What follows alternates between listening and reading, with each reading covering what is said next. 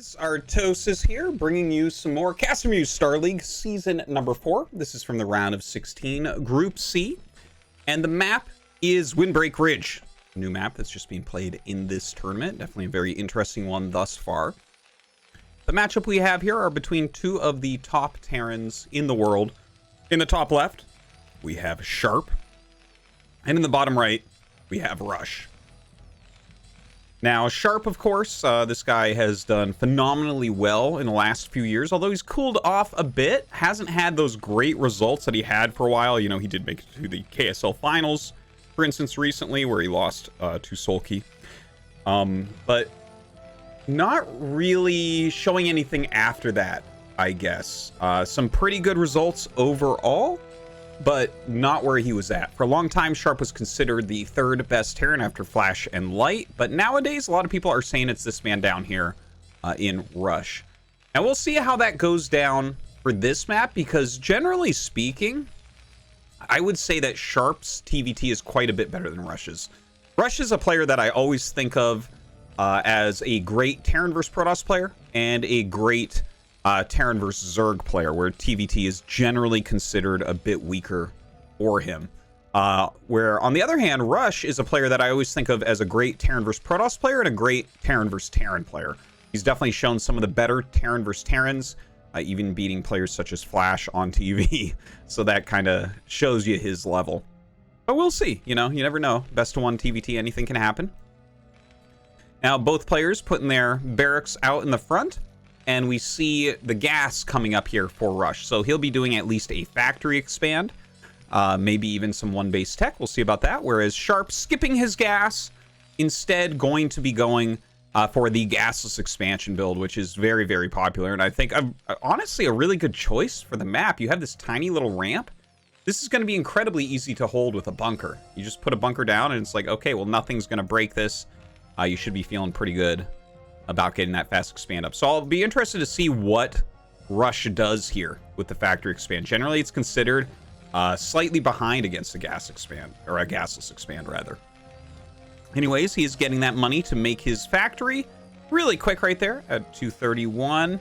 And down goes the command center right around the same time.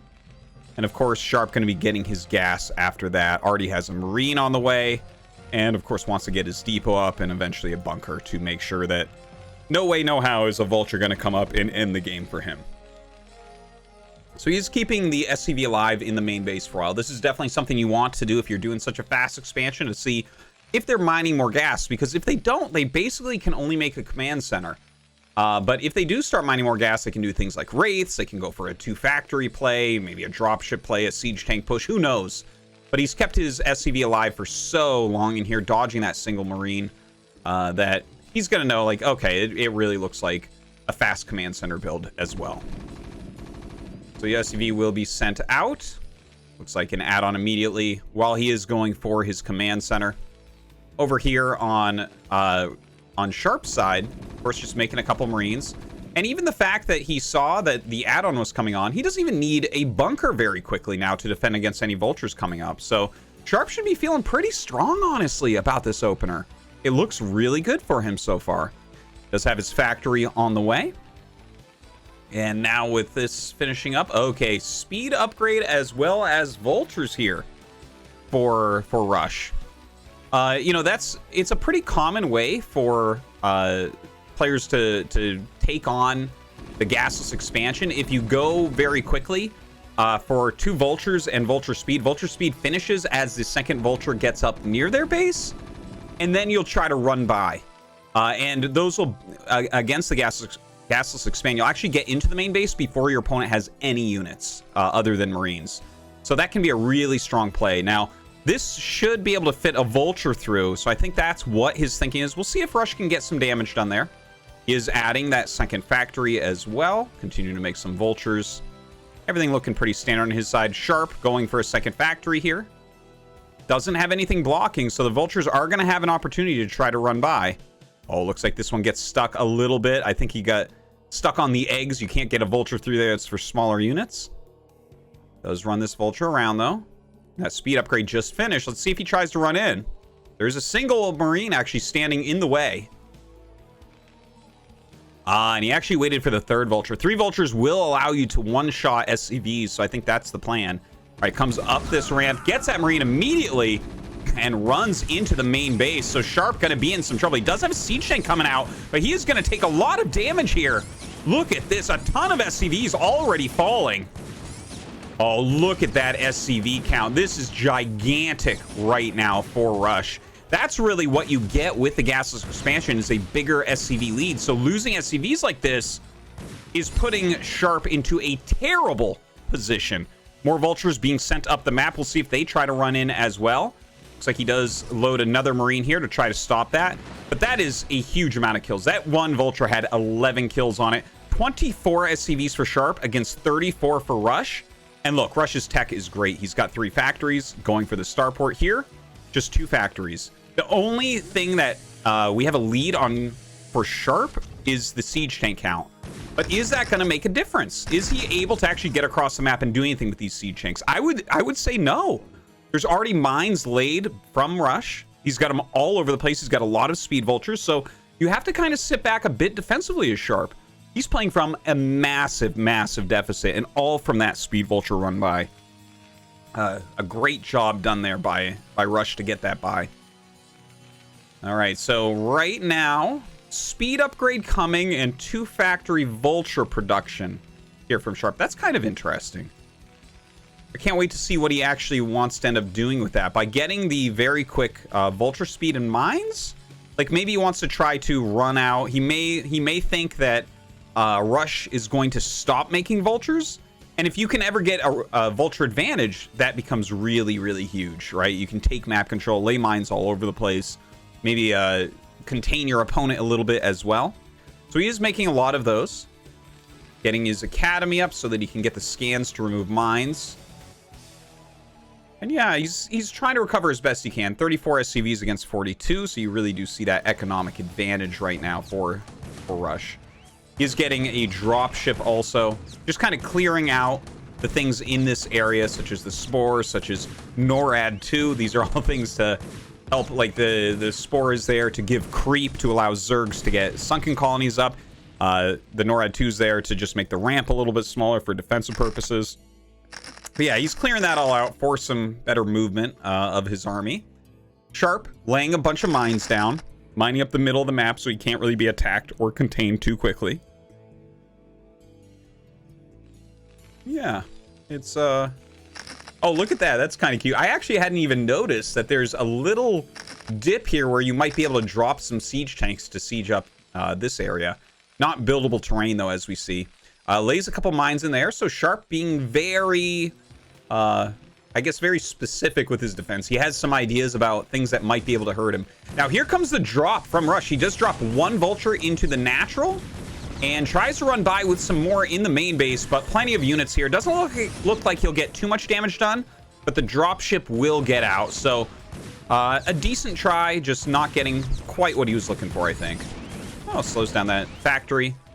But yeah, not a giant deal. Doesn't add that much damage to it. Now, 5 factories up right now for Rush, taking his 3rd command center over at the gas base rather than this mineral-only location. And, you know, Sharp he's recovered partially from the early damage, but you can really see the difference that those SCVs made, right? 5 factories, 3 add-ons, a starport. He's already got his comsats. He's already got +1 going. And, I mean, he's got 52 SCVs, so he can really support all that. Whereas on Sharp's side, he's sitting here on 4 factories. Yeah, he has the +1 going about the same. No starport, less SCVs, no 3rd command center started. And this 3rd command center is halfway through. So Sharp is going to have to make some brilliant tactical plays here to come back. But honestly, that's something he's known for. He's one of the best Terrans at playing from behind. He kind of has his own style and is very good at outmaneuvering people. So I am hoping he's going to be able to show us some of that here.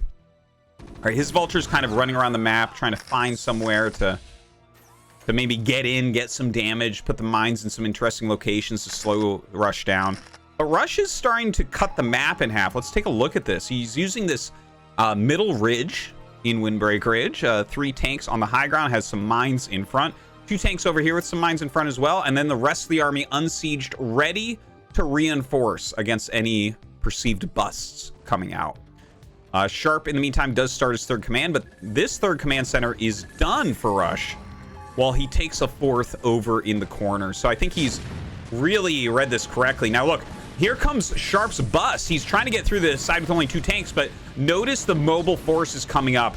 He goes ahead and sieges. Oh, no, this one mine! A huge mine hit right there from Sharp. Beautifully done laying that mine, and Rush does not target it down.